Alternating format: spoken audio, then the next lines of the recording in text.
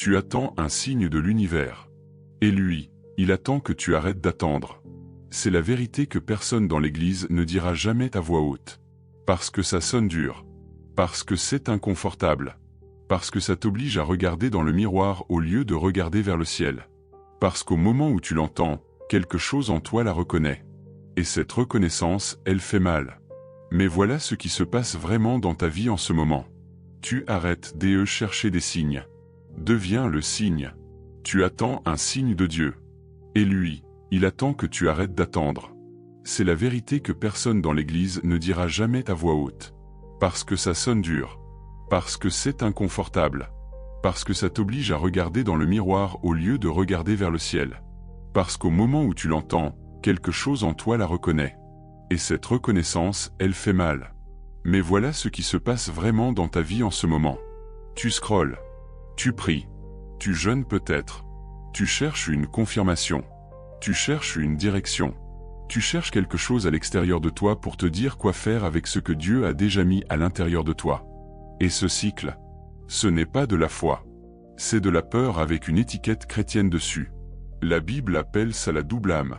Jacques 1h8 dit qu'un homme à double âme est instable dans toutes ses voies. Pas dans certaines de ses voies. Toutes ses voies. Tes finances. Tes relations. Ton appel.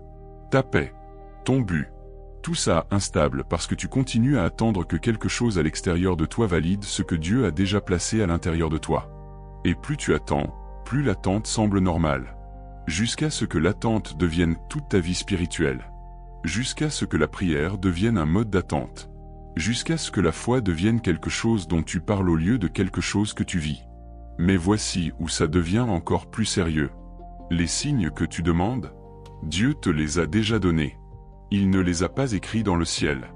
Il ne les a pas laissés dans un rêve. Il les a mis en toi. Il les a insufflés en toi avant même ta naissance. Jérémie 1h5 Avant de te former dans le ventre de ta mère, il te connaissait. Avant ta naissance, il t'a mis à part. Il t'a consacré. Pas après que tu aies remis ta vie en ordre. Pas après avoir trouvé la bonne église. Pas après avoir nettoyé ton histoire et donné un sens à ton parcours. Avant que tout ça existe, Dieu avait déjà pris sa décision à ton sujet. Le signe, c'est toi. Tu n'y crois juste pas encore. Et c'est vraiment de ça qu'il s'agit aujourd'hui. Pas des signes. Pas de la confirmation. Pas de la toison. Il s'agit de savoir si tu crois vraiment que Dieu est qui il dit être. Parce que si tu le croyais vraiment au cœur, dans les endroits profonds, tu n'attendrais pas un signe. Tu serais déjà en mouvement. Reste avec moi. Parce que ce qui vient va exposer quelque chose qui tourne silencieusement en arrière-plan de ta vie spirituelle depuis longtemps. Laisse-moi te dire à quoi ressemble vraiment la recherche de signes dans la vraie vie. Parce qu'on l'habille joliment. On lui donne un langage spirituel. On appelle ça le discernement. On appelle ça attendre sur l'Éternel. On appelle ça la prudence. On appelle ça ne pas vouloir devancer Dieu. Et ces phrases semblent humbles. Elles semblent sages. Mais soyons honnêtes sur ce qui se passe vraiment sous la surface. Tu te sens appelé à commencer quelque chose. Un ministère. Une entreprise. Une conversation difficile avec quelqu'un qui a besoin d'entendre ce que tu portes. Un projet créatif qui vit en toi depuis des années. Un pas vers la chose qui t'illumine à chaque fois que tu y penses. Et au lieu de bouger, tu pries pour un signe. Et ensuite tu attends. Et pendant que tu attends, l'ennemi te murmure que tu es sage. Il te dit que tu es prudent. Il te dit que tu es spirituellement mature en ne devançant pas Dieu. Et tu le crois. Parce que le mensonge semble tellement raisonnable. Le mensonge ressemble à de la sagesse. Mais voici ce qui est vrai. Attendre un signe, c'est souvent juste de la procrastination habillée en châle de prière. Maintenant je veux être clair. Je ne dis pas que le discernement n'est pas réel. Je ne dis pas que tu devrais sprinter imprudemment vers chaque idée qui traverse ton esprit. Il y a une vraie patience conduite par l'esprit. Il y a une saison de préparation que Dieu fait traverser à certaines personnes avant de lancer quelque chose de significatif. C'est réel. Mais il y a une différence massive entre la patience conduite par l'esprit et la paralysie conduite par la peur. Et la plupart des gens qui disent attendre sur Dieu attendent juste. Point. Pas sur Dieu. Juste en train d'attendre. Parce que bouger fait peur. Et rester semble sûr. Et la sécurité est devenue la valeur la plus haute dans la vie de trop de croyants, alors que le Dieu qu'ils servent est celui qui a dit à Abraham de se lever et d'aller dans un pays qu'il n'avait jamais vu.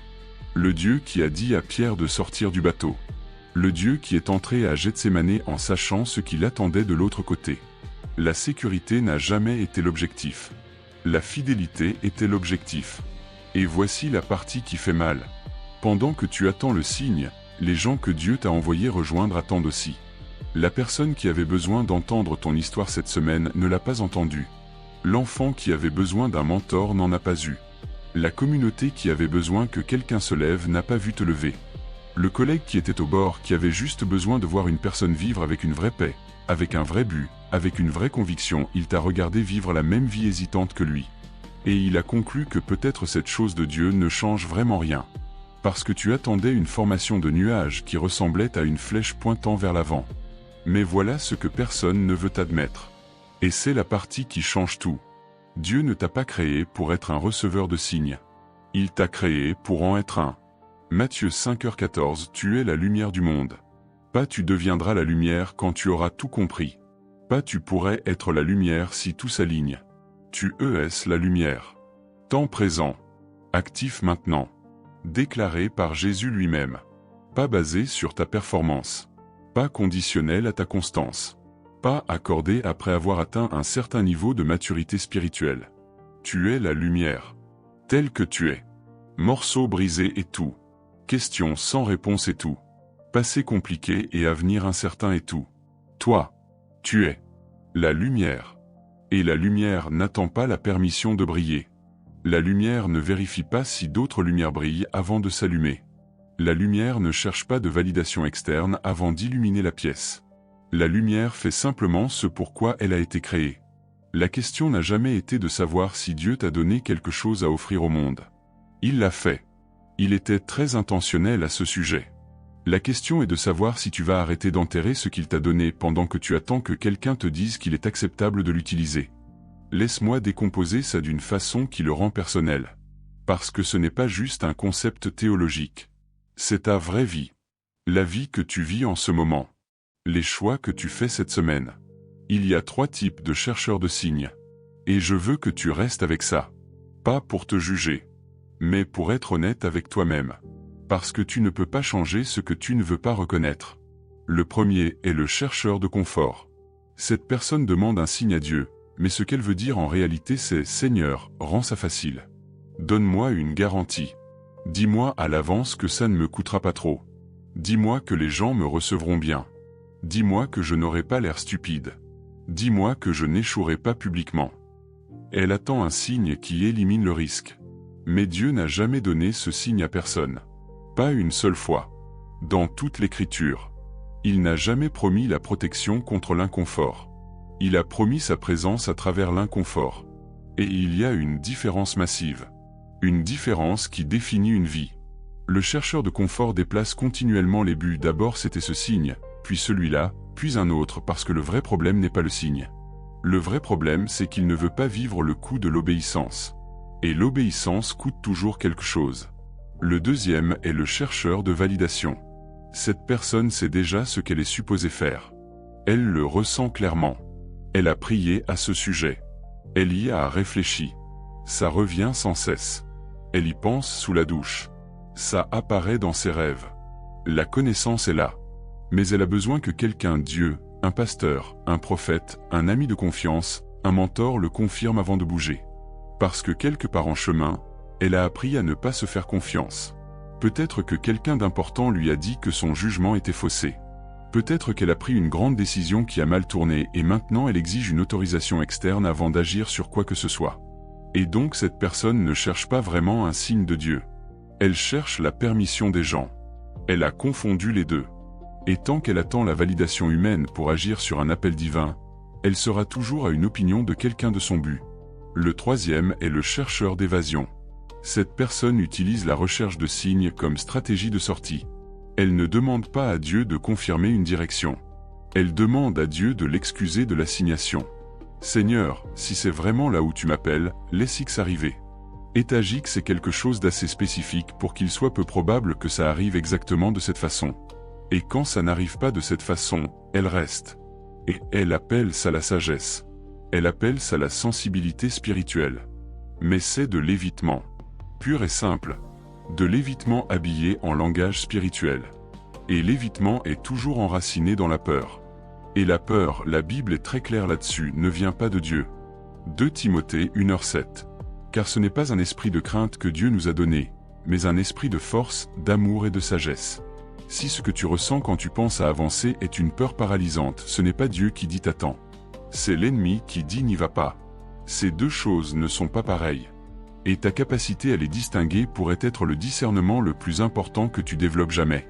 Si quelque chose dans tout ça touche quelque chose en toi maintenant, ce n'est pas une coïncidence. C'est le Saint-Esprit. Laisse-le faire ce qu'il est supposé faire. Ne le rejette pas. Ne cherche pas à le rationaliser. Laisse-le reposer en toi. Laisse-le aller là où il essaie d'aller. Maintenant laisse-moi te montrer à quoi ressemble vraiment devenir le signe. Parce que cette phrase peut encore sembler abstraite. Devenir le signe. Qu'est-ce que ça veut dire concrètement dans la vie quotidienne? Ça veut dire ça. Tu arrêtes de sous-traiter ton identité à tes circonstances. Le sens de qui est la plupart des gens monte et descend avec ce qui se passe autour d'eux. Quand les choses vont bien, le travail est bon, la relation est solide, le ministère grandit, les gens les affirment, ils se sentent appelés. Ils se sentent loin. Ils ont l'impression de marcher dans leur but. Mais quand les choses s'effondrent, la porte se ferme, la relation se termine, le projet échoue, quelqu'un les critique publiquement, tout devient soudainement une question. Étais-je vraiment appelé? Ai-je manqué Dieu? Est-ce un signe que j'avais tort sur tout? Et ils lisent leurs circonstances comme un horoscope, cherchant du sens dans chaque porte ouverte et fermée, essayant de décoder la volonté de Dieu à travers la météo de leur vie. Et le résultat est une foi complètement instable, complètement à la merci de ce qui se passe extérieurement. Mais voici ce que les gens choisis comprennent. Ton identité n'est pas déterminée par tes circonstances. Ton identité a été déterminée avant que tes circonstances existent. Éphésiens 2h10 dit que tu es l'œuvre de Dieu, son chef-d'œuvre, créé en Jésus-Christ pour de bonnes œuvres que Dieu a préparées d'avance pour que tu les pratiques. Il les a préparées d'avance. Réfléchis à ce que ça signifie. Avant que tu arrives. Avant ta confusion. Avant tes erreurs. Avant tes questions. Avant ta douleur et ton processus et ton errance, les œuvres étaient déjà préparées. Le chemin était déjà tracé. Le but était déjà établi. Donc tu n'essaies pas de trouver ton but comme tu trouverais un trousseau de clés perdues. Tu essaies de marcher vers quelque chose qui a déjà été préparé pour toi. Et il y a une différence massive entre chercher désespérément quelque chose et entrer dans quelque chose qui a déjà été conçu pour toi. Mais voici la partie qui crée de la friction. Marcher vers ce qui a été préparé pour toi nécessite que tu marches. Ça nécessite du mouvement. Ça nécessite un premier pas. Et ensuite un autre. Parce que Dieu ne bouge pas tes pieds pour toi. Il avance avec toi quand tu avances. Il redresse les chemins tortueux pendant que tu les marches, pas pendant que tu es encore au début du sentier, regardant la carte, demandant une garantie sur le terrain. Ésaïe 42, 16. Je conduirai les aveugles par des chemins qu'ils ne connaissent pas, je les ferai marcher par des sentiers qu'ils n'ont pas connus. Je changerai devant eux les ténèbres en lumière, et les endroits escarpés en plaine. Voilà ce que je ferai, et je ne les abandonnerai point. Je conduirai les aveugles. Pas je conduirai ceux qui ont une clarté parfaite. Pas je conduirai ceux qui ont tout compris avant de faire le premier pas. Je conduirai les aveugles. Tu n'as pas besoin de voir tout le chemin. Tu as besoin de faire confiance à celui qui peut le voir et de faire le premier pas dans l'obscurité. Voilà à quoi ressemble la foi dans la vraie vie. Pas la certitude. La certitude n'est pas de la foi. La foi, c'est avancer quand tu ne peux pas tout voir et faire confiance que ce que tu ne peux pas voir est tenu par celui qui peut. Mais il y a quelque chose de plus profond sous tout ça. Quelque chose qui tourne silencieusement en arrière-plan de ta vie spirituelle depuis longtemps. Et une fois que tu le vois vraiment, une fois que tu le nommes clairement, tout commence à avoir du sens. Et tout commence à changer. La vraie raison pour laquelle la plupart des croyants continuent à chercher des signes au lieu d'en devenir un se résume à ceci. Au niveau le plus profond, ils ne croient pas vraiment qu'ils sont suffisants. Pas au cœur. Pas là où ça compte vraiment. Pas à l'endroit où vit l'identité. Ils croient que Dieu est puissant. Ils croient que la Bible est vraie. Ils croient aux miracles, à la guérison et au surnaturel.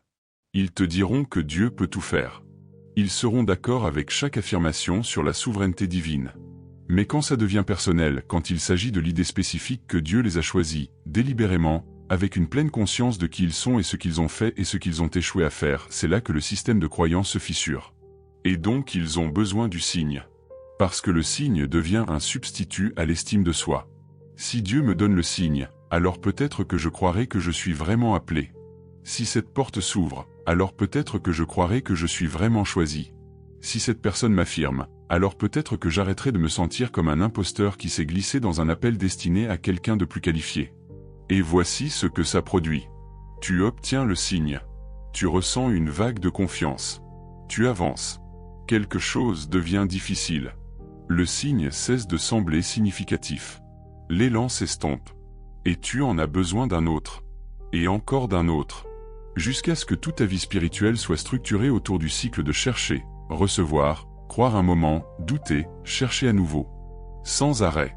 Jamais stabilisé. Jamais ancré. Toujours à une saison difficile de tout remettre en question. Ce n'est pas du christianisme. C'est de la codépendance spirituelle habillée comme une recherche de Dieu. La vraie foi, celle que l'Écriture décrit, n'est pas la confiance qui arrive après le signe. La foi est exactement ce que son nom dit. Hébreux 11h1. La foi est une ferme assurance des choses qu'on espère, une démonstration de celles qu'on ne voit pas. Pas les choses confirmées. Pas les choses validées. Les choses qu'on ne voit pas. C'est la définition. Croire avant que l'épreuve arrive. Avancer avant que le chemin soit complètement dégagé. Faire confiance avant que le résultat soit visible. Et voici ce que ce genre de foi produit dans la vie d'une personne. Ça produit quelqu'un qui devient indéniablement visible pour le monde brisé autour de lui. Tu es censé être une preuve vivante que Dieu est réel. Pas à travers ce que tu dis. À travers comment tu vis. La façon dont tu aimes les gens difficiles à aimer. La façon dont tu avances dans la douleur avec grâce plutôt qu'avec amertume. La façon dont tu t'accroches à l'espoir quand la situation te donne toutes les raisons logiques d'abandonner. La façon dont tu es encore debout après la chose qui aurait dû te briser. C'est le signe que le monde attend. Un être humain dont la vie n'a aucun sens sauf si Dieu est réel. Et la chose la plus importante que je puisse te dire maintenant est celle-ci. Pendant que tu attendais un signe, les gens autour de toi te regardaient comme un. Ils t'ont regardé. Pas casual. De près. Ils ont regardé ton mariage. Ta réponse au diagnostic. Ton comportement dans la saison de pression financière. Ton attitude après la trahison. Ton visage au milieu du culte. La façon dont tu parles de ton avenir. La façon dont tu traites les gens qui ne peuvent rien faire pour toi. Ils ne regardent pas un événement miraculeux qu'ils peuvent expliquer. Ils regardent l'authenticité. Ils regardent quelqu'un qui peut porter une vraie paix au milieu d'un vrai chaos et dire avec sa vie, ce n'est pas parce que mes circonstances sont confortables. C'est parce que mon Dieu est bon et c'est suffisant pour moi. C'est le signe dont le monde brisé est désespéré. Pas un autre argument pour l'existence de Dieu. Pas plus de précision théologique. Pas un meilleur marketing d'église. Les gens qui se noient dans le manque de but, l'anxiété et la déconnexion ont besoin de voir quelqu'un dont la vie plaide que la foi est réelle. Que Dieu se manifeste vraiment dans une vie humaine. Que les promesses de la Bible se traduisent en expériences réelles. Et Dieu t'a choisi pour ce rôle. Pas la personne avec le témoignage parfait et l'histoire polie. Pas celui qui n'a jamais douté, ni lutté, ni échoué. Pas celui avec la grande plateforme et la marque professionnelle. Toi, avec tout ce que tu as traversé. Avec chaque question encore dans ton cœur. Avec chaque saison qui n'avait pas de sens pendant que tu la vivais. Il t'a choisi. Et la recherche de signes doit s'arrêter. Parce que chaque jour que tu passes à attendre une confirmation de l'extérieur est un jour que tu passes hors de la mission pour laquelle tu as été créé. Romains 8h28. Nous savons, du reste, que toute chose concourt au bien de ceux qui aiment Dieu, de ceux qui sont appelés selon son dessein. Selon son dessein. Pas selon ton confort ou ta clarté ou ta chronologie. Son dessein. Qui a toujours impliqué d'utiliser des gens qui se sentaient insuffisants. Qui a toujours impliqué de se montrer au milieu du désordre, pas après que le désordre soit nettoyé. Qui a toujours été d'écrire des histoires impossibles à travers des vies ordinaires qui ont choisi de faire confiance à un Dieu extraordinaire. Ta vie est une de ces histoires. Mais seulement si tu commences à la vivre. Seulement si tu arrêtes d'attendre que le récit ait du sens avant d'y participer. Il y a 3 choses qui se produisent quand tu fais vraiment ce changement. Quand tu arrêtes de chercher et que tu commences à devenir. Et je veux te les expliquer clairement. Parce que comprendre ce qui est de l'autre côté de ce choix rend le choix plus facile à faire. La première chose qui se produit quand tu arrêtes de chercher des signes est la suivante. Tu arrêtes de donner ton pouvoir. Chaque fois que tu as besoin d'un signe avant de bouger, tu dis fonctionnellement « je ne peux pas faire confiance au Saint-Esprit qui vit en moi ». J'ai besoin de quelque chose d'externe pour autoriser ce que je ressens en interne. J'ai besoin de quelque chose que je peux voir pour confirmer ce que je ressens déjà. Mais le Saint-Esprit n'est pas externe. Il ne flotte pas quelque part au-dessus de toi, envoyant des signes de loin quand tu demandes de la bonne façon. Il vit en toi. Jean 14h17. Il demeure avec vous, et il sera en vous. L'Esprit du Dieu vivant habite en la personne qui regarde ça en ce moment. Ce qui signifie que tu as accès à la sagesse divine, à la direction divine, au discernement divin, pas comme quelque chose que tu sollicites de loin, mais comme quelque chose que tu puisses de l'intérieur à travers la connexion et l'abandon. Proverbe 3, 5-6. Confie-toi en l'Éternel de tout ton cœur, et ne t'appuie pas sur ta sagesse. Reconnais-le dans toutes tes voies, et il aplanira tes sentiers. Il aplanira tes sentiers. Tes sentiers. Ceux sur lesquels tu es déjà. Il ne redresse pas un sentier pendant que tu es immobile au début en demandant un aperçu.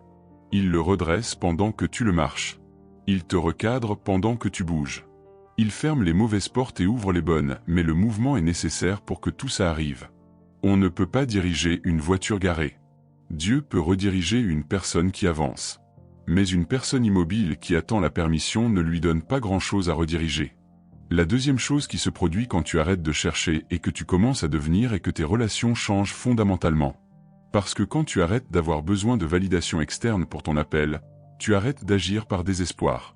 Et quand tu arrêtes d'agir par désespoir, quelque chose change dans ta façon de te porter. Il y a une tranquillité en toi. Un ancrage. Tu n'es pas constamment en train de performer pour obtenir l'approbation des gens. Tu n'ajustes pas qui tu es en fonction de qui est dans la pièce. Tu n'es plus ébranlé par la critique comme tu l'étais. Parce que ton identité ne repose plus sur ce que les gens pensent de toi. Elle repose sur ce que Dieu a dit de toi. Et c'est un fondement inébranlable. Les gens le ressentent. Spécifiquement, les gens qui se noient dans la confusion d'identité et qui cherchent leur propre sens de la valeur le ressentent fortement. Ils sont attirés par la personne qui semble savoir qui elle est. La personne qui a un sens établi du but sans avoir besoin de l'annoncer. La personne dont la paix semble venir d'un endroit interne plutôt que d'un endroit circonstanciel. Tu deviens un signe pour eux. Sans performer. Sans essayer. Simplement en vivant depuis la vérité de qui Dieu dit que tu es. La troisième chose qui se produit, et c'est peut-être la plus significative de toutes, est que tu arrêtes d'attendre le bon moment et tu commences à reconnaître que le moment dans lequel tu es déjà la mission. Les chercheurs de signes regardent toujours vers l'avant. Toujours à la recherche du grand moment. De la plateforme. De la confirmation que quelque chose de significatif arrive. Mais les gens choisis comprennent que la signification ne nécessite pas l'échelle. Qu'une conversation dans le parking peut être un rendez-vous divin.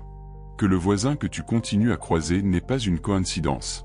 Que le collègue qui a croisé ton regard 3 jours de suite pourrait avoir exactement besoin de ce que tu portes. Que la petite obéissance dans le lieu caché est la chose qui construit le caractère requis pour des assignations plus grandes. La mission n'est pas quelque part là dehors qui t'attend pour que tu la trouves. La mission est là où tu te tiens en ce moment. La question est de savoir si tu te présentes à elle. Je veux parler de Gédéon.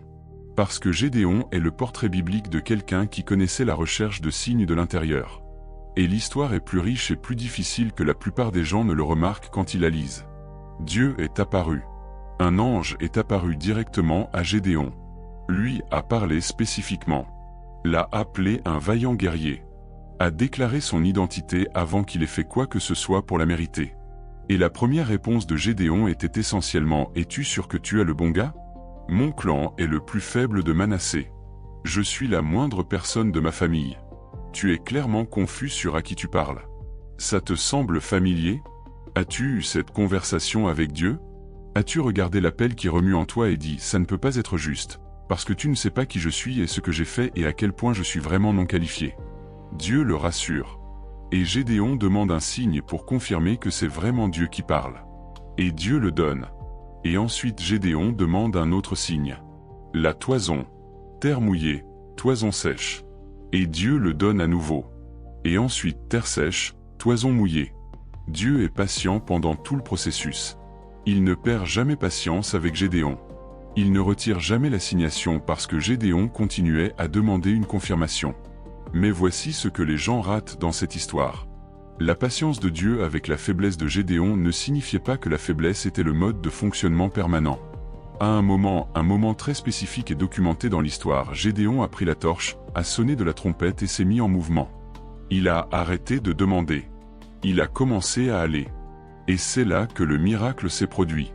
Pas pendant qu'il posait la toison. Après qu'il se soit levé. Dieu sera patient avec ta croissance. Il marchera doucement à travers ton doute. Il honorera ton processus. Mais quelque chose en toi, c'est que ta saison de demander la toison s'est étirée longtemps. Quelque chose en toi, c'est que tu as reçu assez de confirmation pour le pas vers lequel tu es appelé à faire maintenant. Et l'invitation dans ce moment, celui qui t'a amené à ce message spécifique en ce jour spécifique, est de poser la toison et de prendre la torche. Parce que voici une autre chose que l'histoire de Gédéon révèle. Quand il a finalement bougé, Dieu a réduit son armée de 32 000 à 300. De 32 000 hommes qui auraient pu potentiellement revendiquer la victoire par leur propre force à 300 qui n'auraient absolument rien sur quoi compter sauf Dieu. Dieu a conçu la situation de sorte qu'il était impossible d'expliquer le résultat sans lui. De sorte que le signe ne serait pas la victoire, le signe serait comment la victoire s'est produite. C'est ce que Dieu veut faire avec ta vie. Ne pas te donner une assignation confortable où tes talents sont suffisants. Mais t'appeler à quelque chose d'assez grand pour que ta complète dépendance à lui devienne évidente. Où le résultat ne peut pas être expliqué par tes diplômes, tes connexions ou ta capacité naturelle. Où ce que tu fais n'a de sens que si Dieu y est. Parce que c'est là que ta vie devient une preuve indéniable de sa réalité. Et c'est le signe que le monde cherche. Pas un miracle que les sceptiques peuvent rejeter. Une vie. Ta vie. Pleinement abandonnée. Pleinement déployée. Marchant dans son but même quand ça ne fait pas de sens logique. Surtout quand ça ne fait pas de sens logique. Laisse-moi te parler de ce à quoi ressemble concrètement la réalité quotidienne de devenir un signe. Parce que je veux que ce soit quelque chose que tu puisses sortir de ce message et réellement faire. Pas demain. Aujourd'hui. Pas quand les conditions sont parfaites. Dans les conditions qui existent maintenant. Ça commence chaque matin avant ton téléphone. Avant les notifications. Avant les actualités. Avant le scroll à travers tout ce qui exige ton attention et te dit quoi craindre et qui performe bien et pourquoi tu devrais te sentir en retard. Tu passes du temps avec celui qui te connaît et qui a placé l'appel sur toi. Pas pour extraire des informations. Pas pour recevoir un signe pour la journée. Pas pour découvrir ce que Dieu planifie pour ton avenir. Mais pour te rappeler qui tu es. Pour laisser la présence de Dieu recalibrer ton identité avant que le monde ait la chance de la déformer. Parce que voici ce que le monde fait chaque jour. Il essaie de te dire qui tu es basé sur ta productivité, ta performance, ton apparence, tes relations, ta situation financière, ton nombre d'abonnés, tes échecs passés, tes luttes actuelles. Et si tu ne commences pas chaque jour ancré dans quelque chose de plus solide que tout ça, tu passeras chaque jour à te remettre du verdict que le monde a émis sur toi. Ce n'est pas optionnel pour quelqu'un qui porte un appel. C'est aussi nécessaire que respirer. Tu es un élu. Ce n'est pas un langage motivationnel. C'est une identité théologique déclarée par la parole de Dieu. 1 Pierre 2:9.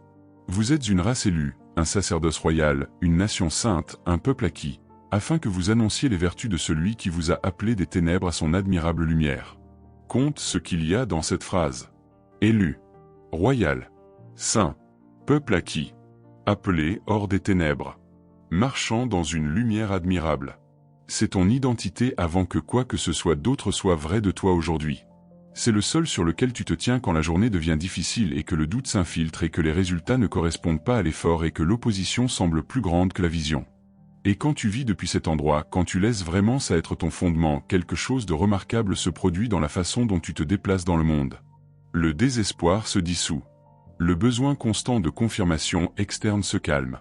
Parce que tu n'essaies plus de prouver ta valeur. Tu connais déjà ta valeur. Dieu l'a réglée à la croix. Et tu marches dedans. Depuis cet endroit de connaissance, tu peux commencer à bouger. Pas parfaitement. Pas sans peur. Pas avec une certitude complète sur comment tout va se dérouler. Mais de façon consistante. Persistante. Avec le genre de confiance tranquille qui n'a pas besoin d'applaudissements parce qu'elle n'a pas besoin d'approbation. Parce qu'elle est alimentée par une conviction qui va plus profond que les sentiments et les circonstances. C'est à quoi ressemble devenir le signe dans la pratique. Laisse-moi aborder l'objection qui se forme dans ton esprit maintenant. Parce qu'elle est là. Je le sais. Ça ressemble à ça. Mais et si je me trompe? Et si j'avance et que je rate Dieu? Et si je pense entendre le Saint-Esprit mais que c'est vraiment ma propre ambition ou mes propres désirs? C'est une vraie question. Et elle mérite une vraie réponse. Voici la vérité. Tu te tromperas parfois. Ce n'est pas un échec. C'est être humain. C'est faire partie de l'histoire de chaque personne que Dieu a jamais utilisée de façon significative. Moïse s'est trompé. David s'est trompé de façon catastrophique. Pierre s'est trompé devant tout le monde. Paul s'est trompé avant son chemin de Damas et a continué à faire des erreurs longtemps après. Chaque personne que Dieu a utilisée dans l'Écriture était imparfaite, inconsistante et parfois profondément dans l'erreur. Et Dieu les a tous utilisés. Leur volonté d'avoir tort ne les a pas disqualifiés. Ça les a en fait qualifiés parce que ça signifiait qu'ils bougeaient, s'engageaient, apprenaient, grandissaient, en relation avec Dieu à travers le désordre et pas seulement dans les moments confortables. La peur de se tromper est l'un des outils les plus efficaces de l'ennemi. Parce qu'elle prend les choses même que Dieu t'a données, l'initiative, le courage, la foi créative et les transforme en dette dans ton esprit. Et tu finis par ne rien faire, rester immobile, jouer la sécurité, et appeler ça la sagesse spirituelle. Alors qu'en réalité, tu t'es paralysé avec des hypothèses sur des erreurs potentielles que tu n'as même pas encore faites. Matthieu 25. La parabole des talents. Le serviteur qui a enfoui son talent ne l'a pas enfoui par malice. Il l'a enfoui par peur. Peur du maître. Peur de se tromper. Peur de perdre ce qui lui avait été confié. Et qu'est-ce que le maître lui a dit quand il est revenu? Méchant et paresseux. Pas prudent. Pas attentionné. Méchant. Paresseux. Ce langage est choquant. Il devrait l'être. Dieu est sérieux au sujet de ce qu'il t'a confié. Le don, l'appel, la capacité, l'histoire qu'il a écrite à travers ta vie spécifique, il attend un retour sur investissement. Il attend que tu le déploies. Pas parfaitement. Fidèlement. Et fidèlement ne signifie pas sans faute. Fidèlement signifie de façon consistante. Honnêtement. Même quand tu as peur, même quand tu es incertain, même quand le chemin devant toi n'est pas pleinement visible. Tu continues à bouger. Tu continues à te présenter. Tu continues à offrir ce que tu as. Et Dieu couvre ce qui manque. Il multiplie ce que tu apportes. Il rachète ce qui tourne mal. Mais seulement quand tu apportes vraiment quelque chose avec quoi travailler. On ne peut pas diriger une voiture garée. Dieu peut rediriger une personne qui avance. Mais une personne immobile qui attend la permission ne lui donne pas grand-chose à rediriger. Alors voici la vraie question. Pas rhétorique. Réelle. Personnelle. Quelle est la chose vers laquelle tu as été appelé et que tu as mise de côté parce que tu continues à attendre le bon signe? Quel est le projet qui se forme en toi depuis des mois? La conversation que tu évites? Le pas que tu sais que tu es supposé faire mais que tu continues à repousser au prochain trimestre, à l'année prochaine, à la prochaine saison? Nomme-le maintenant. Dans ton esprit. Nomme-le clairement. Cette chose n'est pas aléatoire. Ce n'est pas une coïncidence. C'est le début de quelque chose que Dieu essayait de faire à travers toi. Et c'était en attente. Pas parce que Dieu n'a pas parlé. Parce que tu n'as pas bougé. Il y a quelque chose que je dois aborder avec soin. Parce que ce message peut être mal interprété. Et une mauvaise interprétation ici pourrait causer des dommages. Alors je veux être précis à ce sujet. Devenir le signe ne signifie pas se faire confiance à soi-même au lieu de Dieu. Ça ne signifie pas opérer par sa propre force en appelant ça de la foi. Ça ne signifie pas foncer imprudemment parce qu'on est convaincu de sa propre clarté. Ce que ça signifie, c'est ceci. Ça signifie faire confiance au fait que le Saint-Esprit en toi est fiable. Que la parole de Dieu écrite dans ton cœur est suffisante pour le pas qu'on te demande de faire. Que le caractère que Dieu a formé en toi à travers chaque saison difficile, à travers la douleur, l'échec, l'attente, le désert, ce caractère est digne de confiance. Parce qu'il a été formé par lui. Pas par ton effort. Par sa fidélité travaillant en toi et à travers toi de façon consistante au fil du temps. Philippiens 1h6. Celui qui a commencé en vous cette bonne œuvre la rendra parfaite pour le jour de Jésus-Christ. C'est lui qui l'a commencé. Pas toi. C'est lui qui la complète. Pas toi. Mais ça se passe en toi. Déjà en cours. Déjà en progrès. Maintenant. En ce moment. Il travaille activement, continuellement, fidèlement ses desseins en toi. Pas à l'extérieur de toi attendant d'être découvert. En toi. Déjà à l'œuvre. Et la preuve de ce travail, son fruit, est supposé être visible pour les gens autour de toi. Pas principalement à travers tes mots. À travers ta vie. À travers la consistance de ton caractère quand personne ne regarde. À travers la façon dont tu traites les gens difficiles. À travers la façon dont tu gères la déception et la perte avec quelque chose qui ressemble et se sent comme une paix surnaturelle. À travers la façon dont tu continues à donner quand tu n'as pas grand-chose. À travers la façon dont tu continues à pardonner quand l'amertume serait complètement compréhensible. À travers la façon dont tu continues à espérer quand la situation t'a donné toutes les raisons logiques d'arrêter. C'est le signe. C'est la preuve que le monde cherche. Pas un miracle qu'on peut expliquer. Pas un argument théologique qu'on peut débattre. Une vie humaine, genuinement changée, genuinement soutenue, genuinement ancrée dans quelque chose de réel, c'est ce qui perce le scepticisme et le cynisme et l'épuisement des gens qui ont arrêté de croire que quelque chose pourrait vraiment être différent. Galates 2h20. J'ai été crucifié avec Christ, et si je vis, ce n'est plus moi qui vis, c'est Christ qui vit en moi. Si je vis maintenant dans la chair, je vis dans la foi au Fils de Dieu, qui m'a aimé et qui s'est livré lui-même pour moi. Christ vit en toi. Ce n'est pas une métaphore. Ce n'est pas un langage motivationnel. C'est la réalité théologique de ce qui s'est passé au moment où tu as rendu ta vie. Le Fils de Dieu, par son Esprit, a pris résidence en toi. Ce qui signifie que partout où tu vas, tu portes ce qu'il porte. Dans le supermarché et la réunion difficile et la chambre d'hôpital et la conversation difficile et la crise et l'ordinaire mardi après-midi qui semble que rien de significatif ne se passe. Tu n'es jamais juste dans une pièce. Tu amènes toujours le ciel dans la pièce. Mais seulement si tu le sais. Seulement si tu le crois assez pour le laisser changer comment tu te portes, comment tu parles, comment tu aimes, comment tu fais face aux difficultés, comment tu te tiens quand tout le reste tremble. La plupart des gens attendent de devenir quelque chose. Tu es déjà quelque chose. Le travail n'est pas de devenir. Le travail est d'apprendre à vivre depuis ce que tu es déjà. Voici donc où tout ça atterrit. Voici l'appel. Pas un jour. Pas quand tu te sentiras prêt. Aujourd'hui. Fais un pas. Un seul pas vers la chose.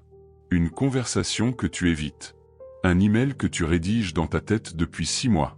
Une prière à voix haute qui dit « Dieu, je bouge. J'en ai fini d'attendre des conditions parfaites. Montre-moi ce que tu feras quand je ferai un pas en avant dans la foi et non dans la peur. Parce que voici ce que la Bible montre de façon consistante. Dieu ne révèle pas pleinement le chemin avant que tu commences à marcher. Il le révèle pendant que tu marches. Moïse a rencontré le buisson ardent quand il s'est détourné pour regarder, pas avant, quand il se demandait quoi faire. Les disciples ont vécu la provision miraculeuse quand ils ont obéi, pas quand ils analysaient si la commande avait un sens logistique. Élie a entendu la voix douce et subtile après qu'il se soit levé et ait marché pendant 40 jours, pas quand il était assis sous le genévrier convaincu d'en avoir fini. Le mouvement précède la révélation. Tu as attendu la révélation pour pouvoir bouger. Dieu attend que tu bouges pour pouvoir te donner la révélation. Ce n'est pas une inversion astucieuse de la façon dont tu pensais que ça fonctionnait. C'est le témoignage consistant de l'Écriture. Dieu avance avec les gens qui avancent. Il confirme ce qui est déjà en mouvement plus souvent qu'il ne confirme ce qui n'a pas encore commencé. Et la raison pour ça est simple et profonde. Parce qu'une fois que tu commences à bouger dans la foi, tu as davantage besoin de lui. Tu dépends davantage de lui. La relation s'approfondit. La connexion se renforce. Et c'est ce qu'il cherche vraiment. Pas seulement l'accomplissement de l'assignation. La profondeur de la relation forgée dans le processus de la vivre ensemble. Il ne s'intéresse pas principalement à ce que tu fais pour lui. Il s'intéresse à qui tu deviens avec lui. Et tu deviens toi-même le plus pleinement quand tu te déplaces avec lui vers les choses qu'il a placées en toi avant ta naissance. Et finalement, c'est la chose dont tu as besoin de te souvenir quand tu fermeras ça. Ce n'est pas juste pour toi. Ça ne l'est jamais. Tu as une sphère. Des gens qui te regardent. Des gens qui sont dans la proximité de ta vie. Des gens qui regardaient pour voir si cette chose de la foi est réelle. Si Dieu est assez réel pour soutenir une vraie personne dans une vraie vie avec de vrais problèmes. Des gens à une conversation de quelque chose qui change pour eux. Des gens qui ont besoin d'entendre ton histoire. Qui ont besoin de voir comment tu portes la paix dans la tempête. Qui ont besoin d'être dans la pièce quand tu arrêtes de performer et que tu commences à être genuinement, authentiquement, imparfaitement toi, marchant avec un Dieu qui est réel et proche et présent. Tu es un élu. Et je veux dire ça comme l'Écriture le signifie. Une Pierre 2h9. Choisi par Dieu. Mis à part. Avec un but. Envoyé. Pas parce que tu es le plus qualifié ou le plus préparé ou le mieux organisé. Parce qu'il a choisi de travailler à travers exactement ce genre de personnes. À travers les volontaires. À travers les honnêtes. À travers ceux qui savent qu'ils ne peuvent pas le faire seuls et qui ont arrêté de faire semblant du contraire. Le monde n'a pas besoin de plus de gens qui semblent avoir tout sous contrôle. Le monde a besoin de gens qui sont genuinement tenus ensemble par quelque chose de réel. Et quand les gens voient ça en toi, quand ils voient la paix qui ne devrait pas être possible étant donné tes circonstances, la joie qui ne correspond pas à la difficulté, l'espoir qui persiste quand tout pointe vers le désespoir, ils voudront savoir d'où ça vient. Et tu seras le signe qui les pointe vers la réponse. C'est l'appel. C'est pourquoi tu as été choisi. Pas une vie confortable d'attente. Une vie significative de devenir. Une vie qui sert de preuve vivante, respirante, marchante que le Dieu de la Bible n'est pas un personnage historique. Il est présent. Il est actif. Il est assez réel pour soutenir un vrai être humain dans un monde réel brisé. La plupart des gens qui entendent ça y penseront pendant quelques heures. Le laisseront les faire ressentir quelque chose. Et retourneront ensuite à l'attente. Ne sois pas comme la plupart. Tu n'es pas comme la plupart. C'est tout le point. Le pas est devant toi. Le Dieu qui t'a appelé est avec toi. Le monde autour de toi a besoin de ce que tu portes. La seule variable, c'est ce que tu vas faire ensuite. Arrête de chercher des signes. Deviens le signe. Parce que c'est ce que tu es. C'est ce que tu as toujours été. C'est ce que Dieu a décidé avant de te former. Et il est grand temps que tu commences à vivre comme si tu le croyais. Qu'est-ce que tu vas faire aujourd'hui que tu attendais de faire jusqu'à ce que tu te sentes prêt? Parce que prêt n'est pas un sentiment. Prêt est un choix. Et les élus choisissent de bouger. Vas-y. Tu pries. Tu jeûnes peut-être. Tu cherches une confirmation. Tu cherches une direction.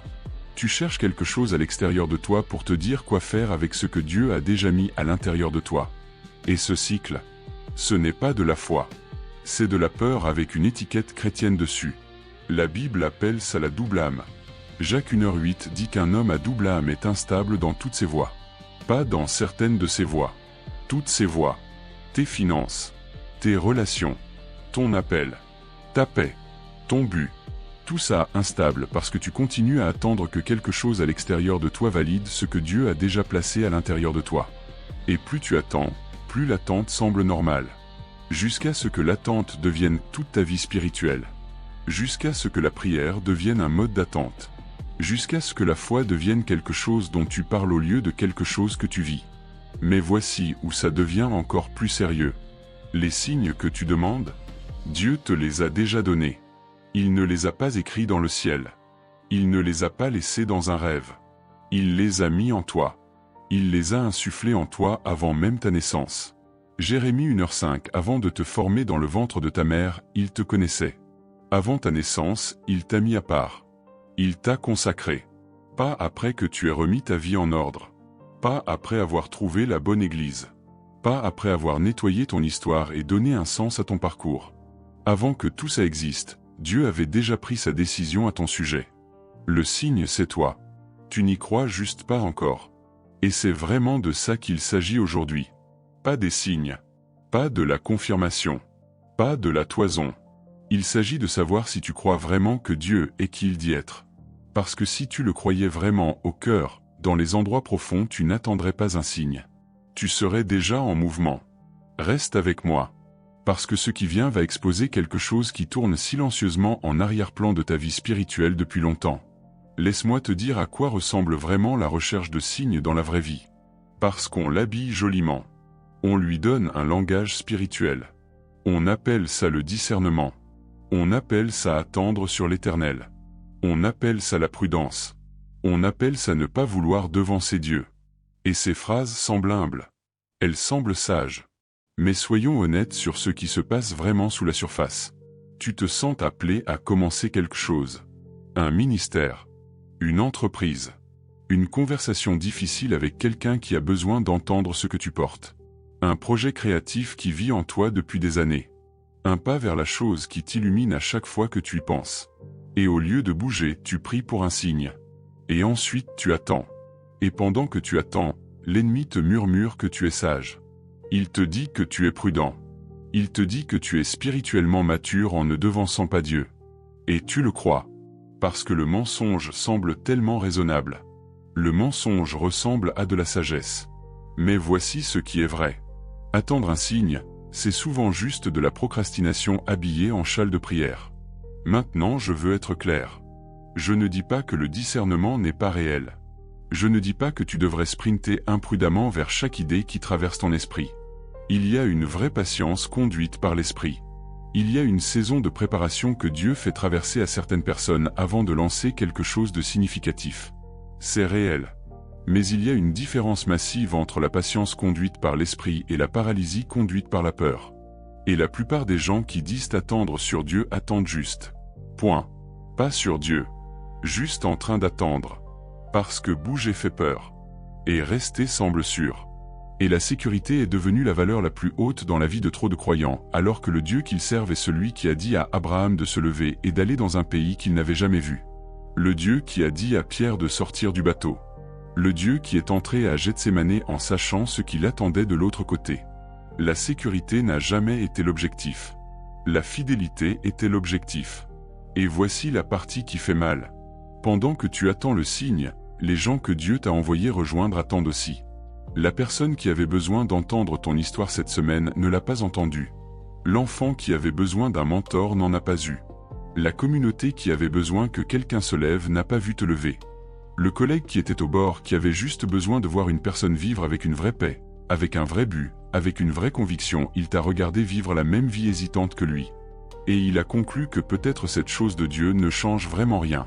Parce que tu attendais une formation de nuages qui ressemblait à une flèche pointant vers l'avant. Mais voilà ce que personne ne veut admettre. Et c'est la partie qui change tout. Dieu ne t'a pas créé pour être un receveur de signes. Il t'a créé pour en être un. Matthieu 5h14, tu es la lumière du monde. Pas tu deviendras la lumière quand tu auras tout compris. Pas tu pourrais être la lumière si tout s'aligne. Tu es la lumière. Temps présent. Actif maintenant. Déclaré par Jésus lui-même. Pas basé sur ta performance. Pas conditionnel à ta constance. Pas accordé après avoir atteint un certain niveau de maturité spirituelle. Tu es la lumière. Tel que tu es. Morceau brisé et tout. Question sans réponse et tout. Passé compliqué et avenir incertain et tout. Toi, tu es la lumière. Et la lumière n'attend pas la permission de briller. La lumière ne vérifie pas si d'autres lumières brillent avant de s'allumer. La lumière ne cherche pas de validation externe avant d'illuminer la pièce. La lumière fait simplement ce pourquoi elle a été créée. La question n'a jamais été de savoir si Dieu t'a donné quelque chose à offrir au monde. Il l'a fait. Il était très intentionnel à ce sujet. La question est de savoir si tu vas arrêter d'enterrer ce qu'il t'a donné pendant que tu attends que quelqu'un te dise qu'il est acceptable de l'utiliser. Laisse-moi décomposer ça d'une façon qui le rend personnel. Parce que ce n'est pas juste un concept théologique. C'est ta vraie vie. La vie que tu vis en ce moment. Les choix que tu fais cette semaine. Il y a 3 types de chercheurs de signes. Et je veux que tu restes avec ça. Pas pour te juger. Mais pour être honnête avec toi-même. Parce que tu ne peux pas changer ce que tu ne veux pas reconnaître. Le premier est le chercheur de confort. Cette personne demande un signe à Dieu, mais ce qu'elle veut dire en réalité c'est « Seigneur, rends ça facile. Donne-moi une garantie. Dis-moi à l'avance que ça ne me coûtera pas trop. Dis-moi que les gens me recevront bien. Dis-moi que je n'aurai pas l'air stupide. Dis-moi que je n'échouerai pas publiquement. » Elle attend un signe qui élimine le risque.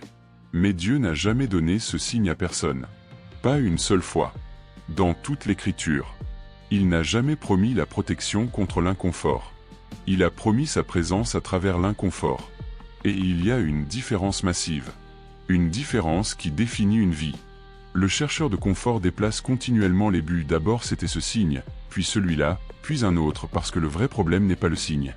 Le vrai problème c'est qu'il ne veut pas vivre le coût de l'obéissance. Et l'obéissance coûte toujours quelque chose.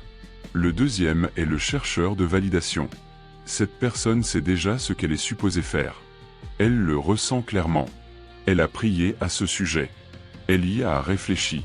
Ça revient sans cesse. Elle y pense sous la douche. Ça apparaît dans ses rêves. La connaissance est là. Mais elle a besoin que quelqu'un, Dieu, un pasteur, un prophète, un ami de confiance, un mentor le confirme avant de bouger. Parce que quelque part en chemin, elle a appris à ne pas se faire confiance. Peut-être que quelqu'un d'important lui a dit que son jugement était faussé. Peut-être qu'elle a pris une grande décision qui a mal tourné et maintenant elle exige une autorisation externe avant d'agir sur quoi que ce soit. Et donc cette personne ne cherche pas vraiment un signe de Dieu. Elle cherche la permission des gens. Elle a confondu les deux. Et tant qu'elle attend la validation humaine pour agir sur un appel divin, elle sera toujours à une opinion de quelqu'un de son but. Le troisième est le chercheur d'évasion. Cette personne utilise la recherche de signes comme stratégie de sortie. Elle ne demande pas à Dieu de confirmer une direction. Elle demande à Dieu de l'excuser de l'assignation. Seigneur, si c'est vraiment là où tu m'appelles, laisse X arriver. Étage X est quelque chose d'assez spécifique pour qu'il soit peu probable que ça arrive exactement de cette façon. Et quand ça n'arrive pas de cette façon, elle reste. Et elle appelle ça la sagesse. Elle appelle ça la sensibilité spirituelle. Mais c'est de l'évitement. Pur et simple. De l'évitement habillé en langage spirituel. Et l'évitement est toujours enraciné dans la peur. Et la peur, la Bible est très claire là-dessus, ne vient pas de Dieu. 2 Timothée 1h7. Car ce n'est pas un esprit de crainte que Dieu nous a donné, mais un esprit de force, d'amour et de sagesse. Si ce que tu ressens quand tu penses à avancer est une peur paralysante, ce n'est pas Dieu qui dit t'attends. C'est l'ennemi qui dit n'y va pas. Ces deux choses ne sont pas pareilles. Et ta capacité à les distinguer pourrait être le discernement le plus important que tu développes jamais. Si quelque chose dans tout ça touche quelque chose en toi maintenant, ce n'est pas une coïncidence. C'est le Saint-Esprit. Laisse-le faire ce qu'il est supposé faire. Ne le rejette pas. Ne cherche pas à le rationaliser. Laisse-le reposer en toi. Laisse-le aller là où il essaie d'aller. Maintenant laisse-moi te montrer à quoi ressemble vraiment devenir le signe. Parce que cette phrase peut encore sembler abstraite. Devenir le signe. Qu'est-ce que ça veut dire concrètement dans la vie quotidienne? Ça veut dire ça. Tu arrêtes de sous-traiter ton identité à tes circonstances. Le sens de qui est la plupart des gens monte et descend avec ce qui se passe autour d'eux. Quand les choses vont bien, le travail est bon, la relation est solide, le ministère grandit, les gens les affirment, ils se sentent appelés. Ils se sentent loin. Ils ont l'impression de marcher dans leur but. Mais quand les choses s'effondrent, la porte se ferme, la relation se termine, le projet échoue, quelqu'un les critique publiquement, tout devient soudainement une question. Étais-je vraiment appelé? Ai-je manqué Dieu? Est-ce un signe que j'avais tort sur tout? Et ils lisent leurs circonstances comme un horoscope, cherchant du sens dans chaque porte ouverte et fermée, essayant de décoder la volonté de Dieu à travers la météo de leur vie. Et le résultat est une foi complètement instable, complètement à la merci de ce qui se passe extérieurement. Mais voici ce que les gens choisis comprennent. Ton identité n'est pas déterminée par tes circonstances. Ton identité a été déterminée avant que tes circonstances existent. Éphésiens 2h10 dit que tu es l'œuvre de Dieu. Son chef-d'œuvre. Créé en Jésus-Christ pour de bonnes œuvres que Dieu a préparées d'avance pour que tu les pratiques. Il les a préparées d'avance. Réfléchis à ce que ça signifie. Avant que tu arrives. Avant ta confusion. Avant tes erreurs. Avant tes questions. Avant ta douleur et ton processus et ton errance, les œuvres étaient déjà préparées. Le chemin était déjà tracé. Le but était déjà établi. Donc tu n'essaies pas de trouver ton but comme tu trouverais un trousseau de clés perdues. Tu essaies de marcher vers quelque chose qui a déjà été préparé pour toi. Et il y a une différence massive entre chercher désespérément quelque chose et entrer dans quelque chose qui a déjà été conçu pour toi. Mais voici la partie qui crée de la friction. Marcher vers ce qui a été préparé pour toi nécessite que tu marches. Ça nécessite du mouvement. Ça nécessite un premier pas. Et ensuite un autre. Parce que Dieu ne bouge pas tes pieds pour toi. Il avance avec toi quand tu avances. Il redresse les chemins tortueux pendant que tu les marches, pas pendant que tu es encore au début du sentier, regardant la carte, demandant une garantie sur le terrain. Ésaïe 42, 16. Je conduirai les aveugles par des chemins qu'ils ne connaissent pas, je les ferai marcher par des sentiers qu'ils n'ont pas connus. Je changerai devant eux les ténèbres en lumière, et les endroits escarpés en plaine. Voilà ce que je ferai, et je ne les abandonnerai point. Je conduirai les aveugles. Pas je conduirai ceux qui ont une clarté parfaite. Pas je conduirai ceux qui ont tout compris avant de faire le premier pas. Je conduirai les aveugles. Tu n'as pas besoin de voir tout le chemin. Tu as besoin de faire confiance à celui qui peut le voir et de faire le premier pas dans l'obscurité. Voilà à quoi ressemble la foi dans la vraie vie. Pas la certitude. La certitude n'est pas de la foi. La foi, c'est avancer quand tu ne peux pas tout voir et faire confiance que ce que tu ne peux pas voir est tenu par celui qui peut. Mais il y a quelque chose de plus profond sous tout ça. Quelque chose qui tourne silencieusement en arrière-plan de ta vie spirituelle depuis longtemps. Et une fois que tu le vois vraiment, une fois que tu le nommes clairement, tout commence à avoir du sens. Et tout commence à changer. La vraie raison pour laquelle la plupart des croyants continuent à chercher des signes au lieu d'en devenir un se résume à ceci. Au niveau le plus profond, ils ne croient pas vraiment qu'ils sont suffisants. Pas au cœur. Pas là où ça compte vraiment. Pas à l'endroit où vit l'identité. Ils croient que Dieu est puissant. Ils croient que la Bible est vraie. Ils croient aux miracles, à la guérison et au surnaturel. Ils te diront que Dieu peut tout faire. Ils seront d'accord avec chaque affirmation sur la souveraineté divine. Mais quand ça devient personnel, quand il s'agit de l'idée spécifique que Dieu les a choisis, délibérément, avec une pleine conscience de qui ils sont et ce qu'ils ont fait et ce qu'ils ont échoué à faire, c'est là que le système de croyance se fissure. Et donc ils ont besoin du signe. Parce que le signe devient un substitut à l'estime de soi. Si Dieu me donne le signe, alors peut-être que je croirai que je suis vraiment appelé. Si cette porte s'ouvre, alors peut-être que je croirai que je suis vraiment choisi.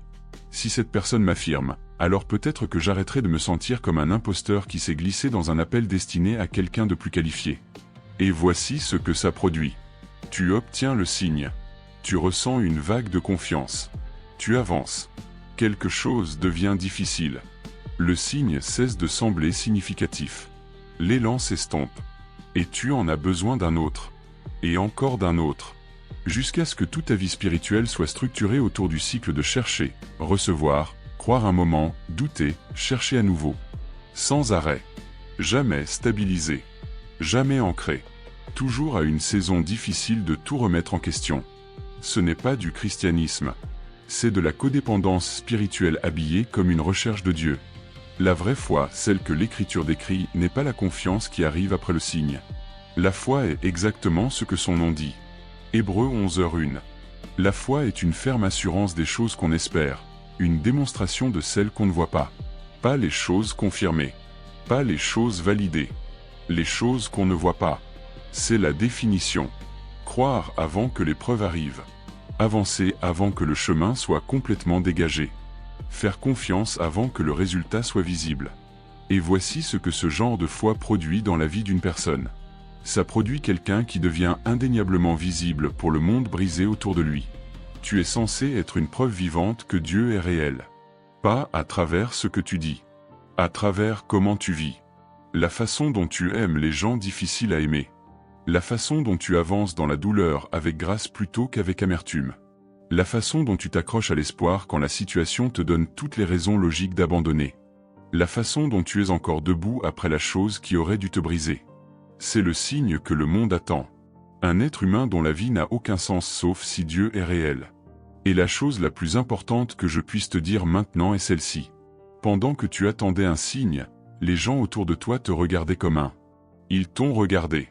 Pas casual. De près. Ils ont regardé ton mariage. Ta réponse au diagnostic. Ton comportement dans la saison de pression financière. Ton attitude après la trahison. Ton visage au milieu du culte. La façon dont tu parles de ton avenir. La façon dont tu traites les gens qui ne peuvent rien faire pour toi. Ils ne regardent pas un événement miraculeux qu'ils peuvent expliquer. Ils regardent l'authenticité. Ils regardent quelqu'un qui peut porter une vraie paix au milieu d'un vrai chaos et dire avec sa vie, ce n'est pas parce que mes circonstances sont confortables. C'est parce que mon Dieu est bon et c'est suffisant pour moi. C'est le signe dont le monde brisé est désespéré. Pas un autre argument pour l'existence de Dieu. Pas plus de précision théologique. Pas un meilleur marketing d'église. Les gens qui se noient dans le manque de but, l'anxiété et la déconnexion ont besoin de voir quelqu'un dont la vie plaide que la foi est réelle. Que Dieu se manifeste vraiment dans une vie humaine. Que les promesses de la Bible se traduisent en expériences réelles. Et Dieu t'a choisi pour ce rôle. Pas la personne avec le témoignage parfait et l'histoire polie. Pas celui qui n'a jamais douté, ni lutté, ni échoué. Pas celui avec la grande plateforme et la marque professionnelle. Toi, avec tout ce que tu as traversé. Avec chaque question encore dans ton cœur. avec chaque saison qui n'avait pas de sens pendant que tu la vivais. Il t'a choisi. Et la recherche de signes doit s'arrêter. Parce que chaque jour que tu passes à attendre une confirmation de l'extérieur est un jour que tu passes hors de la mission pour laquelle tu as été créé. Romains 8h28. Nous savons, du reste, que toute chose concourt au bien de ceux qui aiment Dieu, de ceux qui sont appelés selon son dessein. Selon son dessein. Pas selon ton confort ou ta clarté ou ta chronologie. Son dessein. Qui a toujours impliqué d'utiliser des gens qui se sentaient insuffisants. Qui a toujours impliqué de se montrer au milieu du désordre, pas après que le désordre soit nettoyé. Qui a toujours été d'écrire des histoires impossibles à travers des vies ordinaires qui ont choisi de faire confiance à un Dieu extraordinaire. Ta vie est une de ces histoires. Mais seulement si tu commences à la vivre. Seulement si tu arrêtes d'attendre que le récit ait du sens avant d'y participer. Il y a 3 choses qui se produisent quand tu fais vraiment ce changement. Quand tu arrêtes de chercher et que tu commences à devenir. Et je veux te les expliquer clairement. Parce que comprendre ce qui est de l'autre côté de ce choix rend le choix plus facile à faire. La première chose qui se produit quand tu arrêtes de chercher des signes est la suivante. Tu arrêtes de donner ton pouvoir. Chaque fois que tu as besoin d'un signe avant de bouger, tu dis fonctionnellement « Je ne peux pas faire confiance au Saint-Esprit qui vit en moi. J'ai besoin de quelque chose d'externe pour autoriser ce que je ressens en interne. J'ai besoin de quelque chose que je peux voir pour confirmer ce que je ressens déjà. » Mais le Saint-Esprit n'est pas externe. Il ne flotte pas quelque part au-dessus de toi, envoyant des signes de loin quand tu demandes de la bonne façon. Il vit en toi. Jean 14h17. Il demeure avec vous, et il sera en vous. L'Esprit du Dieu vivant habite en la personne qui regarde ça en ce moment. Ce qui signifie que tu as accès à la sagesse divine, à la direction divine, au discernement divin, pas comme quelque chose que tu sollicites de loin, mais comme quelque chose que tu puisses de l'intérieur à travers la connexion et l'abandon. Proverbe 3, 5-6. Confie-toi en l'Éternel de tout ton cœur, et ne t'appuie pas sur ta sagesse. Reconnais-le dans toutes tes voies, et il aplanira tes sentiers. Il aplanira tes sentiers. Tes sentiers. Ceux sur lesquels tu es déjà. Il ne redresse pas un sentier pendant que tu es immobile au début en demandant un aperçu. Il le redresse pendant que tu le marches.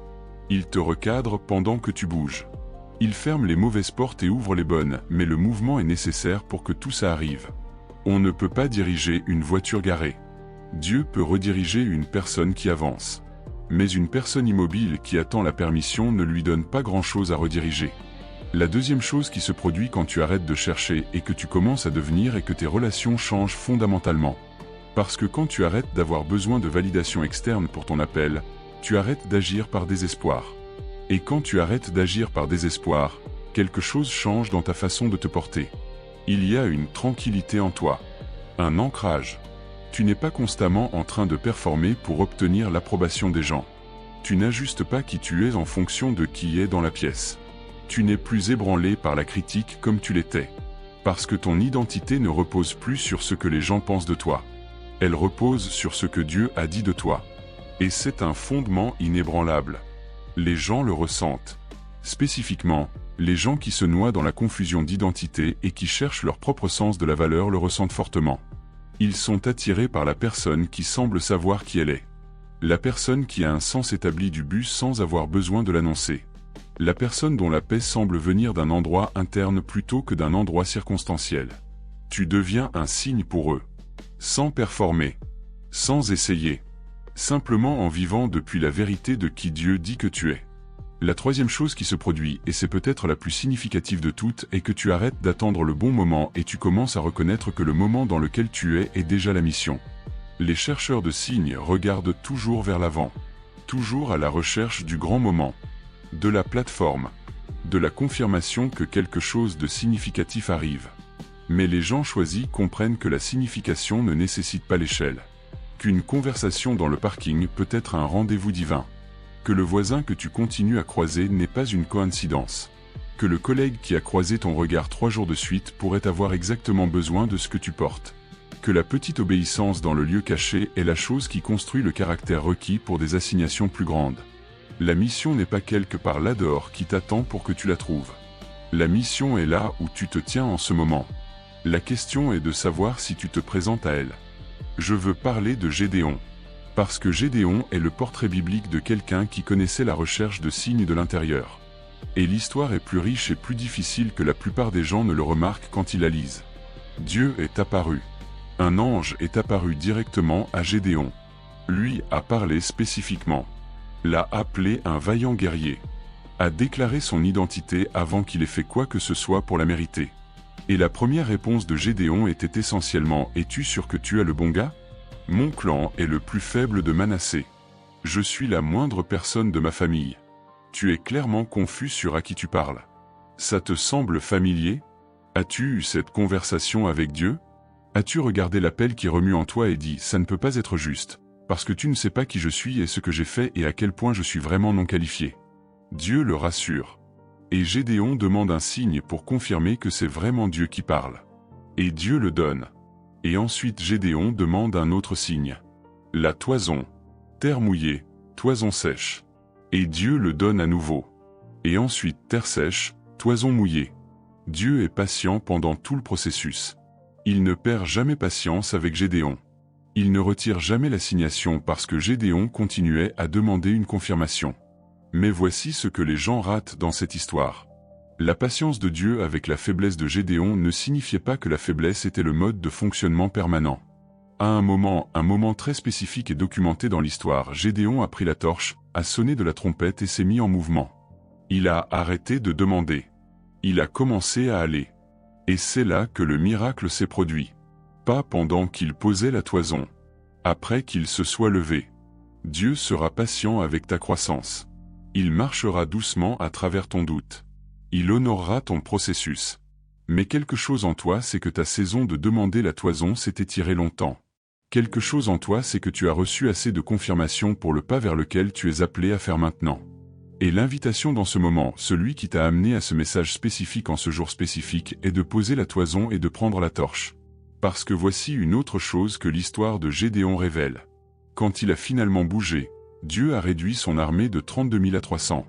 De 32 000 hommes qui auraient pu potentiellement revendiquer la victoire par leur propre force à 300 qui n'auraient absolument rien sur quoi compter sauf Dieu. Dieu a conçu la situation de sorte qu'il était impossible d'expliquer le résultat sans lui. De sorte que le signe ne serait pas la victoire, le signe serait comment la victoire s'est produite. C'est ce que Dieu veut faire avec ta vie. Ne pas te donner une assignation confortable où tes talents sont suffisants. Mais t'appeler à quelque chose d'assez grand pour que ta complète dépendance à lui devienne évidente. Où le résultat ne peut pas être expliqué par tes diplômes, tes connexions ou ta capacité naturelle.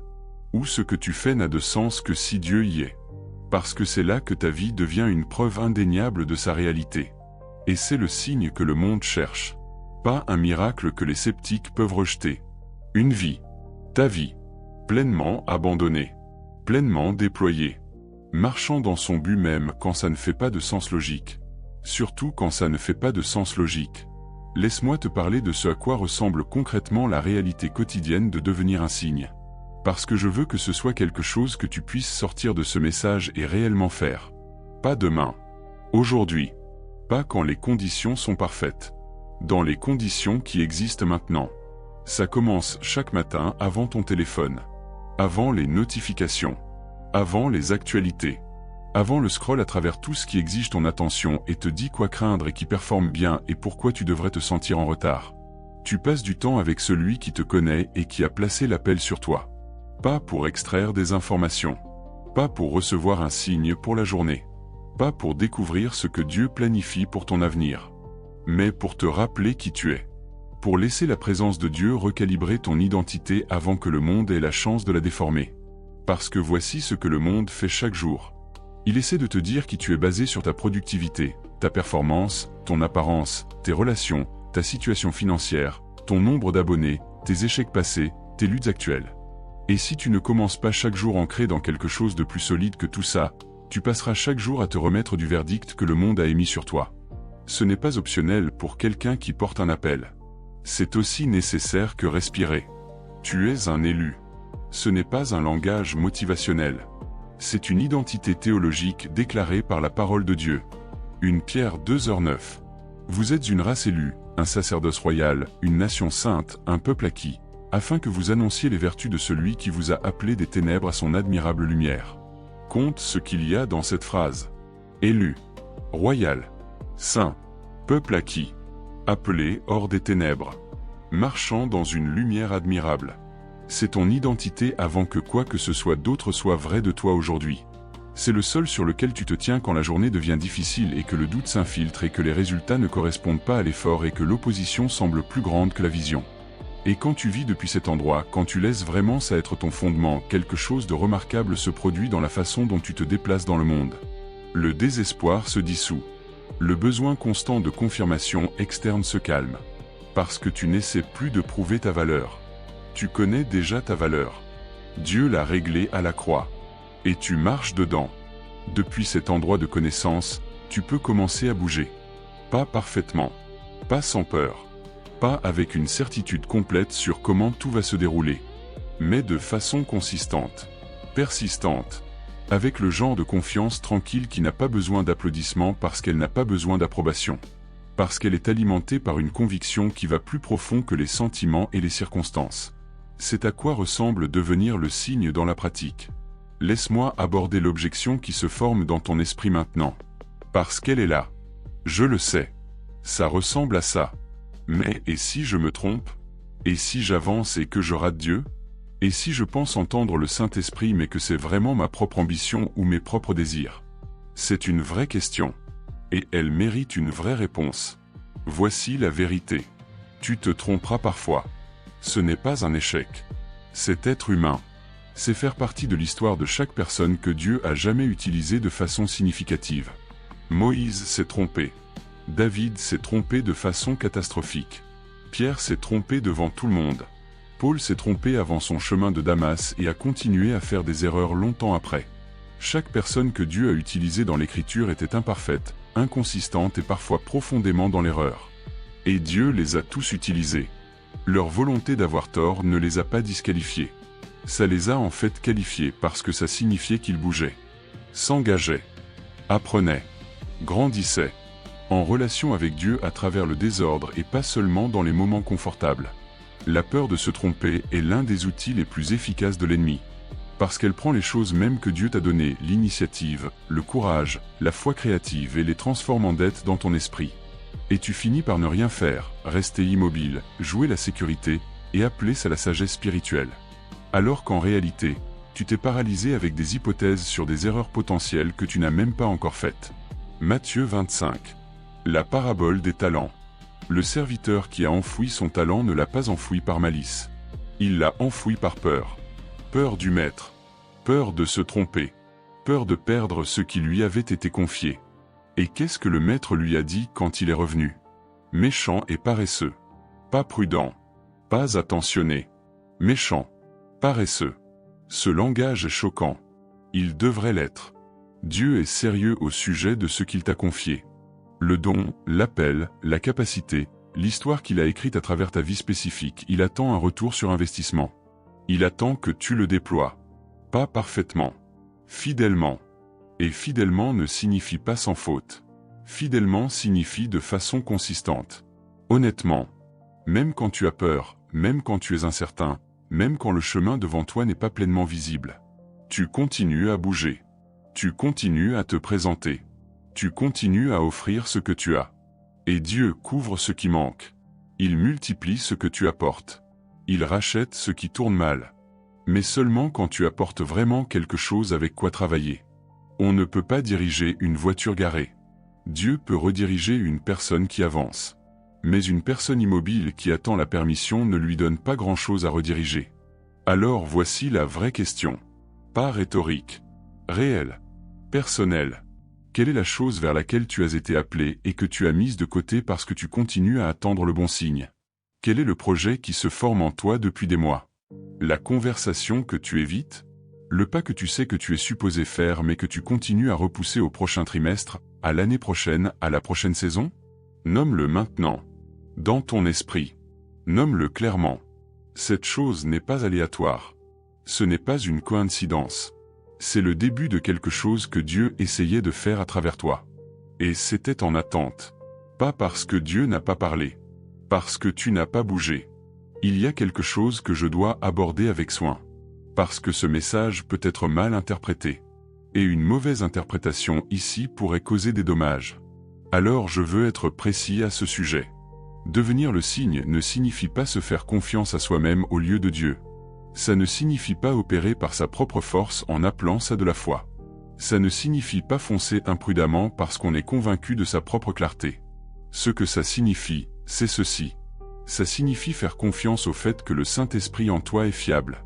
Que la parole de Dieu écrite dans ton cœur est suffisante pour le pas qu'on te demande de faire. Que le caractère que Dieu a formé en toi à travers chaque saison difficile, à travers la douleur, l'échec, l'attente, le désert, ce caractère est digne de confiance. Parce qu'il a été formé par lui. Pas par ton effort. Par sa fidélité travaillant en toi et à travers toi de façon consistante au fil du temps. Philippiens 1h6. Celui qui a commencé en vous cette bonne œuvre la rendra parfaite pour le jour de Jésus-Christ. C'est lui qui l'a commencé. Pas toi. C'est lui qui la complète. Pas toi. Mais ça se passe en toi. Déjà en cours. Déjà en progrès. Maintenant. En ce moment. Il travaille activement, continuellement, fidèlement ses desseins en toi. Pas à l'extérieur de toi attendant d'être découvert. En toi. Déjà à l'œuvre. Et la preuve de ce travail, son fruit, est supposé être visible pour les gens autour de toi. Pas principalement à travers tes mots. À travers ta vie. À travers la consistance de ton caractère quand personne ne regarde. À travers la façon dont tu traites les gens difficiles. À travers la façon dont tu gères la déception et la perte avec quelque chose qui ressemble et se sent comme une paix surnaturelle. À travers la façon dont tu continues à donner quand tu n'as pas grand-chose. À travers la façon dont tu continues à pardonner quand l'amertume serait complètement compréhensible. À travers la façon dont tu continues à espérer quand la situation t'a donné toutes les raisons logiques d'arrêter. C'est le signe. C'est la preuve que le monde cherche. Pas un miracle qu'on peut expliquer. Pas un argument théologique qu'on peut débattre. Une vie humaine, genuinement changée, genuinement soutenue, genuinement ancrée dans quelque chose de réel, c'est ce qui perce le scepticisme et le cynisme et l'épuisement des gens qui ont arrêté de croire que quelque chose pourrait vraiment être différent. Galates 2h20. J'ai été crucifié avec Christ, et si je vis, ce n'est plus moi qui vis, c'est Christ qui vit en moi. Si je vis maintenant dans la chair, je vis dans la foi au Fils de Dieu, qui m'a aimé et qui s'est livré lui-même pour moi. Christ vit en toi. Ce n'est pas une métaphore. Ce n'est pas un langage motivationnel. C'est la réalité théologique de ce qui s'est passé au moment où tu as rendu ta vie. Le Fils de Dieu, par son Esprit, a pris résidence en toi. Ce qui signifie que partout où tu vas, tu portes ce qu'il porte. Dans le supermarché et la réunion difficile et la chambre d'hôpital et la conversation difficile et la crise et l'ordinaire mardi après-midi qui semble que rien de significatif ne se passe. Tu n'es jamais juste dans une pièce. Tu amènes toujours le ciel dans la pièce. Mais seulement si tu le sais. Seulement si tu le crois assez pour le laisser changer comment tu te portes, comment tu parles, comment tu aimes, comment tu fais face aux difficultés, comment tu te tiens quand tout le reste tremble. La plupart des gens attendent de devenir quelque chose. Tu es déjà quelque chose. Le travail n'est pas de devenir. Le travail est d'apprendre à vivre depuis ce que tu es déjà. Voici donc où tout ça atterrit. Voici l'appel. Pas un jour. Pas quand tu te sentiras prêt. Aujourd'hui. Fais un pas. Un seul pas vers la chose. Une conversation que tu évites. Un email que tu rédiges dans ta tête depuis 6 mois. Une prière à voix haute qui dit « Dieu, je bouge. J'en ai fini d'attendre des conditions parfaites. Montre-moi ce que tu feras quand je ferai un pas en avant dans la foi et non dans la peur. Parce que voici ce que la Bible montre de façon consistante. Dieu ne révèle pas pleinement le chemin avant que tu commences à marcher. Il le révèle pendant que tu marches. Moïse a rencontré le buisson ardent quand il s'est détourné pour regarder, pas avant, quand il se demandait quoi faire. Les disciples ont vécu la provision miraculeuse quand ils ont obéi, pas quand ils analysaient si la commande avait un sens logistique. Élie a entendu la voix douce et subtile après qu'il se soit levé et ait marché pendant 40 jours, pas quand il était assis sous le genévrier convaincu d'en avoir fini. Le mouvement précède la révélation. Tu as attendu la révélation pour pouvoir bouger. Dieu attend que tu bouges pour pouvoir te donner la révélation. Ce n'est pas une inversion astucieuse de la façon dont tu pensais que ça fonctionnait. C'est le témoignage consistant de l'Écriture. Dieu avance avec les gens qui avancent. Il confirme ce qui est déjà en mouvement plus souvent qu'il ne confirme ce qui n'a pas encore commencé. Et la raison pour ça est simple et profonde. Parce qu'une fois que tu commences à bouger dans la foi, tu as davantage besoin de lui. Tu dépends davantage de lui. La relation s'approfondit. La connexion se renforce. Et c'est ce qu'ils cherchent vraiment. Pas seulement l'accomplissement de l'assignation. La profondeur de la relation forgée dans le processus de la vivre ensemble. Il ne s'intéresse pas principalement à ce que tu fais pour lui. Il s'intéresse à qui tu deviens avec lui. Et tu deviens toi-même le plus pleinement quand tu te déplaces avec lui vers les choses qu'il a placées en toi avant ta naissance. Et finalement, c'est la chose dont tu as besoin de te souvenir quand tu fermeras ça. Ce n'est pas juste pour toi. Ça ne l'est jamais. Tu as une sphère. Des gens qui te regardent. Des gens qui sont dans la proximité de ta vie. Des gens qui regardaient pour voir si cette chose de la foi est réelle. Si Dieu est assez réel pour soutenir une vraie personne dans une vraie vie avec de vrais problèmes. Des gens à une conversation de quelque chose qui change pour eux. Des gens qui ont besoin d'entendre ton histoire. Qui ont besoin de voir comment tu portes la paix dans la tempête. Qui ont besoin d'être dans la pièce quand tu arrêtes de performer et que tu commences à être genuinement, authentiquement, imparfaitement toi, marchant avec un Dieu qui est réel et proche et présent. Tu es un élu. Et je veux dire ça comme l'Écriture le signifie. Une Pierre 2h9. Choisi par Dieu. Mis à part. Avec un but. Envoyé. Pas parce que tu es le plus qualifié ou le plus préparé ou le mieux organisé. Parce qu'il a choisi de travailler à travers exactement ce genre de personnes. À travers les volontaires. À travers les honnêtes. À travers ceux qui savent qu'ils ne peuvent pas le faire seuls et qui ont arrêté de faire semblant du contraire. Le monde n'a pas besoin de plus de gens qui semblent avoir tout sous contrôle. Le monde a besoin de gens qui sont genuinement tenus ensemble par quelque chose de réel. Et quand les gens voient ça en toi, quand ils voient la paix qui ne devrait pas être possible étant donné tes circonstances, la joie qui ne correspond pas à la difficulté, l'espoir qui persiste quand tout pointe vers le désespoir, ils voudront savoir d'où ça vient. Et tu seras le signe qui les pointe vers la réponse. C'est l'appel. C'est pourquoi tu as été choisi. Pas une vie confortable d'attente. Une vie significative de devenir. Une vie qui sert de preuve vivante, respirante, marchante que le Dieu de la Bible n'est pas un personnage historique. Il est présent. Il est actif. Il est assez réel pour soutenir un vrai être humain dans un monde réel brisé. La plupart des gens qui entendent ça y penseront pendant quelques heures. Le laisseront les faire ressentir quelque chose. Et retourneront ensuite à l'attente. Ne sois pas comme la plupart. Tu n'es pas comme la plupart. C'est tout le point. Le pas est devant toi. Le Dieu qui t'a appelé est avec toi. Le monde autour de toi a besoin de ce que tu portes. La seule variable, c'est ce que tu vas faire ensuite. Arrête de chercher des signes. Deviens le signe. Parce que c'est ce que tu es. C'est ce que tu as toujours été. C'est ce que Dieu a décidé avant de te former. Et il est grand temps que tu commences à vivre comme si tu le croyais. Qu'est-ce que tu vas faire aujourd'hui que tu attendais de faire jusqu'à ce que tu te sentes prêt? Parce que prêt n'est pas un sentiment. Prêt est un choix. Et les élus choisissent de bouger. Vas-y.